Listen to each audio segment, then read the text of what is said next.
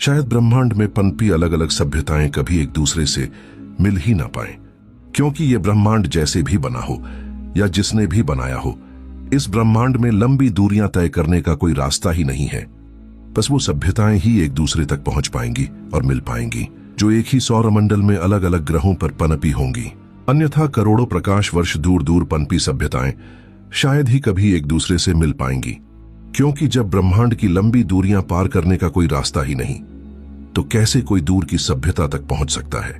ब्रह्मांड में सबसे तेज स्पीड लाइट की है, सबसे तेज, लेकिन यह भी ब्रह्मांड की दूरियों के आगे कम है, और फिर इससे ज्यादा स्पीड का अस्तित्व भी नहीं है।